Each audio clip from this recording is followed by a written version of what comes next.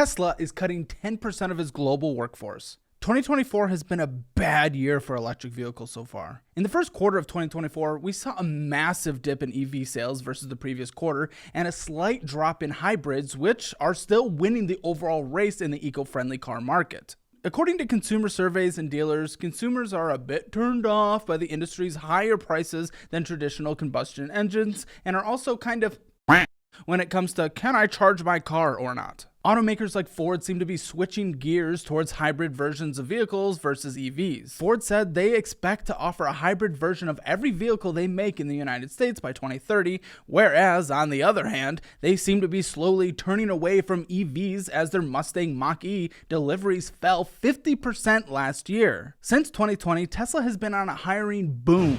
For example, here in Austin, Texas, they've been a dominating force in the job market, employing about 20,000 people as of September 2023 at Gigafactory, Texas. In fact, I've had quite a few of these employees on my other show, Financial Audit. But now, here we are in the beginning of Q2 2024, and 10% of Tesla's global workforce is about to be let go. Elon Musk sent out an email to employees earlier this week, Monday, explaining the company's choices, saying that Tesla needs to reduce costs and increase productivity. At the time of the announcement, Tesla stock was down 32.94% year to date and down 10.91% year over year. And we've seen the stock drop during earnings 3 of the past 4 reports, November 2nd being the outlier. As a part of the effort, we have done a thorough review of the organization and made the difficult decision to reduce our headcount by more than 10% globally. There is nothing I hate more, but it must be done. This will enable us to be lean, innovative, and hungry for the next growth phase cycle. As of the end of 2023, Tesla has more than 140,000 employees globally, so 10% of that would mean 14,000 people out of a job. Just a couple of years ago, demand for Teslas was booming and profitability was showing great signs. But Elon has started to brace investors for slower growth this year. Earlier this month, Tesla reported its first year-over-year decline in quarterly deliveries since 2020 when the pandemic began. They delivered 387,000 vehicles globally, which was down 8.5% from a year earlier, which, by the way, was their worst quarterly performance since the third quarter of 2022. Currently, Tesla is still the largest seller of EVs in the world, even though China's BYD briefly stole that title in Q4 of 2023. The Tesla Model Y was the best-selling car in the world last year, and it along with the Model 3 are still showing solid numbers. Now, okay, I'll admit, I'm a big old nerd and I'm a big fan of Tesla. After many years of daily driving my Jeep Cherokee, and after someone decided it's a good time to hit this guy's car, last December, I decided to upgrade, and I know a lot of people would disagree with that word, and I got myself a brand new Tesla, in cash, of course. I'm not about to have no car loan over here. So I have my biases. I no longer have to stop at a gas station and touch them nasty-ass handles and stand in the 110-degree humid Texas summer while inhaling fumes. I also fly by everyone on each and every road while the car drives itself. So I'm a full nerd about these cars. Let's get that out of the way. But there are a lot of issues that I will admit. One, the build quality. Now, yes, it has gotten a lot better over the years, but does anyone buy a new Tesla and not get that weird rattle after about 1,000 miles of driving? It's incredibly obnoxious and it's like,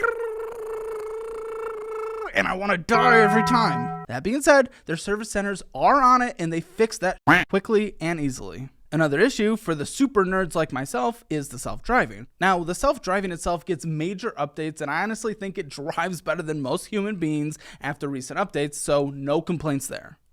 For this complaint, it's about the price. People have spent $15,000 for a one-time payment for full self-driving, which cannot be transferred unless something special is announced here and there. But now the monthly subscription to full self-driving has been dropped to $99 a month, meaning you need to be paying this for 151.5 months before you start losing money on this versus the one-time payment.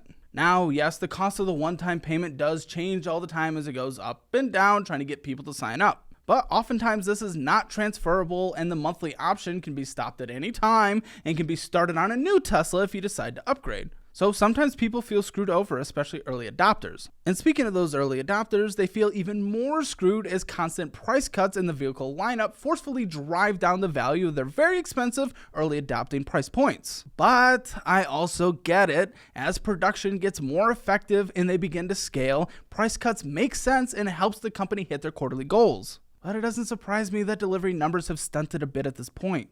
The concerns around forced depreciation and confusion around software pricing almost made me cancel my Tesla order twice. Once things are a bit more predictable from a consumer perspective, I bet their deliveries will recover again. Marques Brownlee, or MKBHD, has completely destroyed a company overnight again.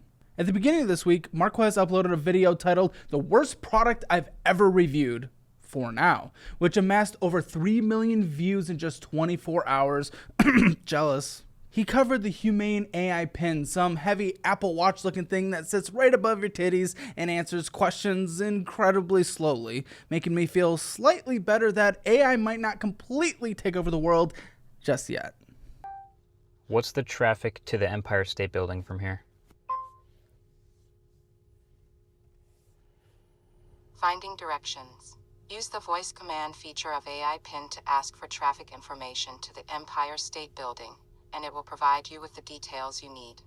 As MKBHD was covering the design, his first third of the video was actually quite positive regarding the physical design, internals, and the ease of charging. But the video quickly turned into a bit more of a, "I'm about to ruin this man's whole career." I'm about to end this man's whole career. As Marques went about his days testing the product, it was slow, loud, inconvenient to use, and ran out of battery way too quick for something that's supposed to sit on them titties all day, every day. With a fully honest review covering AirPin's $699 plus $24 a month flaws, combined with a juicy title, the internet exploded. On X, or Twitter, or whatever the f***, Danielle Vassallo called MKBHD's review distasteful and almost unethical to do when you have 18 million subscribers. Marques slapped back with a, "We disagree on what my job is." And this is my favorite part because I get to deal with it daily, but very smart person and successful creator, sarcasm. Danielle asked Marques, "Why didn't you just use the same sensational title on X?" Now, I love a backseat YouTuber just as much as the next guy, but how are we still confused on how thumbnails and titles are made specifically for each platform and for that platform's specific preferences? Daniel, if you still don't get how the YouTube platform works in 2024 at this point, then we need to send you back to the 1960s where you'd probably feel a bit more comfortable. Even an executive at Humane thanked MKBHD for his review. Sam Schaefer said, "An honest, solid review, Marques. All fair and valid critiques. Both the good and the bad. Feedback is a gift. We reflect, and we listen, and we learn, and we continue building." Now, since I'm one of those annoying motherfuckers who constantly loves to play devil's advocate any chance I get, I mean, what else could this executive have said? It was either accept the criticisms or just stay quiet. If Sam went out there and started complaining about the review, it would have further hurt the company.